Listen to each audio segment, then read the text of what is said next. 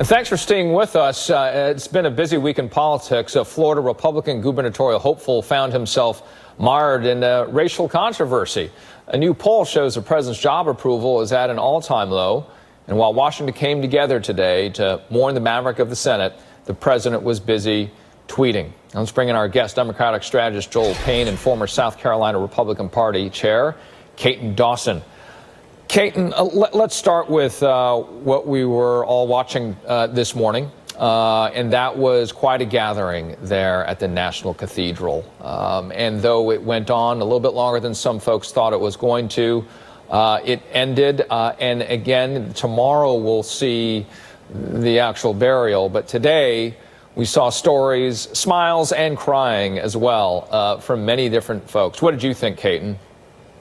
You know, a lot of us in South Carolina know Senator McCain well through his best friend and confidant, Lindsey Graham. So, you know, you wouldn't know Lindsey Graham unless you knew John McCain in South Carolina. Lindsey campaigned for him in '99 and 2000, and what was the famous brawl of them all between the Bush campaign and the McCain campaign. So you really know what the affection our senator in South Carolina has for John McCain, and the tribute to trying to really stoke the bipartisan fire that John McCain was so in search of at times. But now I'll tell you, having known John McCain personally through Senator Graham, he was one tough guy now, Richard. I mean, he was a tough guy. He could take it, he could dish it out, he was fun at times, and I think all of that showed through. But the resiliency of his life was a tribute to him and his family. He is an American hero. Sometimes he was hard to get along with, and sometimes he was opinionated.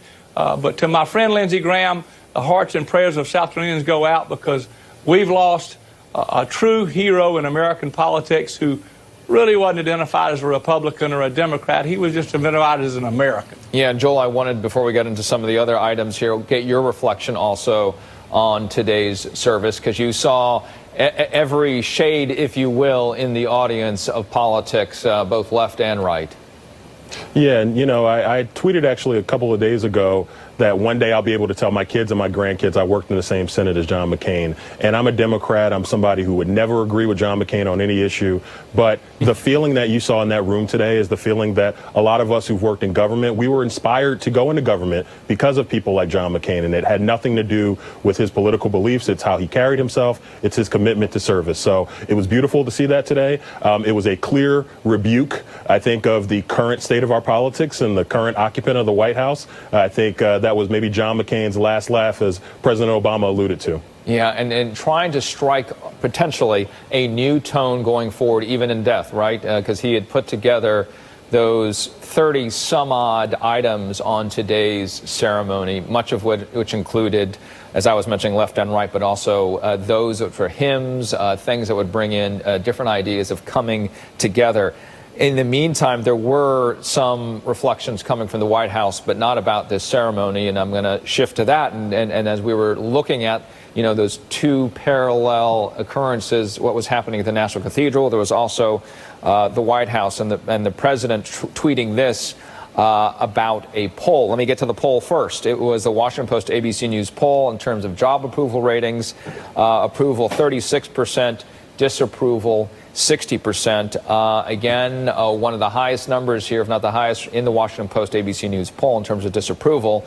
And then the president, during this very morning of the ceremony, tweeting this about the poll itself, saying the ABC Washington Post poll was by far the least accurate, 2 weeks out from the 2016 election.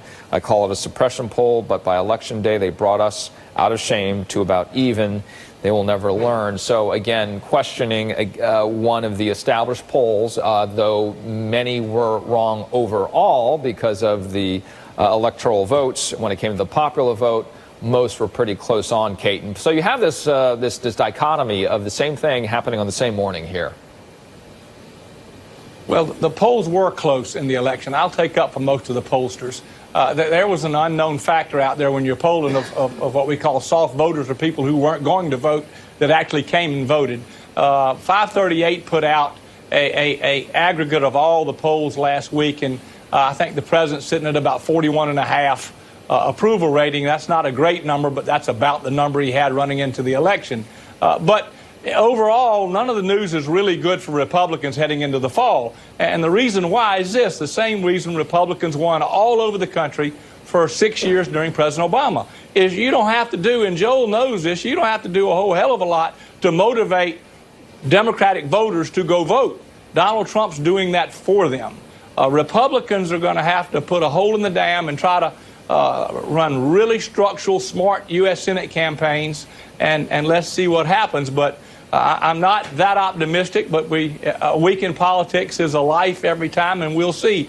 We'll move past John McCain, the Mueller investigation, and all of that still surfacing and holding the president back from delivering a pretty powerful economic message that's not helping his poll numbers that normally would.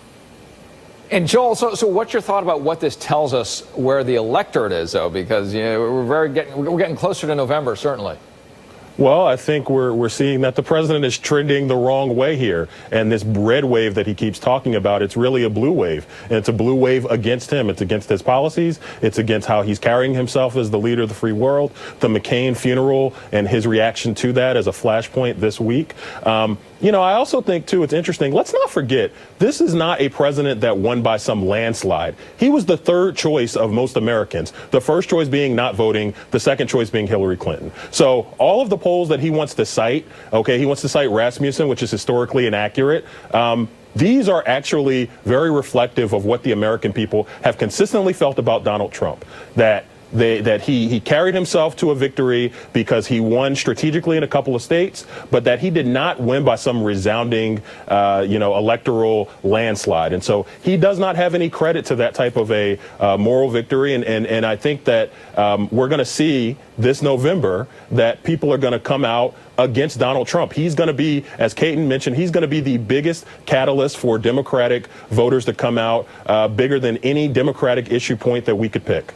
Let's move on to the midterms. There's a couple of data points. There's a new one that came out today in Playbook, and that is basically the One Nation, a conservative group aligned with Mitch McConnell, the Senate Majority Leader, spending a whopping $39 million in the last cycle. That shows energy on the right, but then there also could be concern as we look at the midterms, too, because as we look at the Texas Senate race here, Payne, we understand that President Trump, at least in his statements so far, is that, he's going to go down there and rally for him. Is he getting worried about the Democrat, Beto O'Rourke?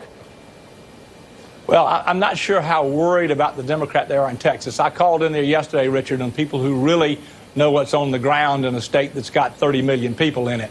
But what there is remember, the most bruising fight in that last primary was Ted Cruz versus Donald Trump. And I think the president's going to have to go down and heal some of those wounds for Ted Cruz. That's what I think the mission is down there. Cruz is a really hard campaigner. Ted gets it. He understands his constituency. The Republican Party down there matters a lot to the faction, and they were firmly behind President Trump. So I'm not worried about the Texas senator. There's some other races I'm worried about, but I can pretty well go to Las Vegas and bet on Ted Cruz being the next senator from Texas for 6 more years. Joel, is Payne too comfortable? I mean, we talked about which state's going to turn purple first. Is it Texas or Georgia?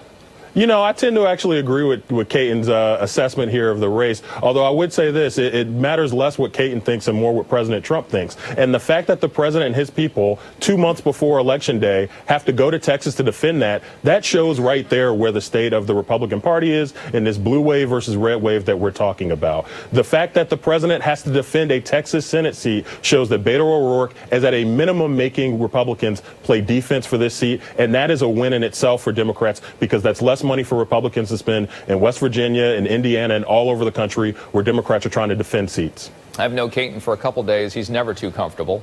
Joel, you neither. You're both hard workers and hard thinkers. Joel, Payne, Dawson, thank you both. Thank you. All right, after the break, President Trump goes silent.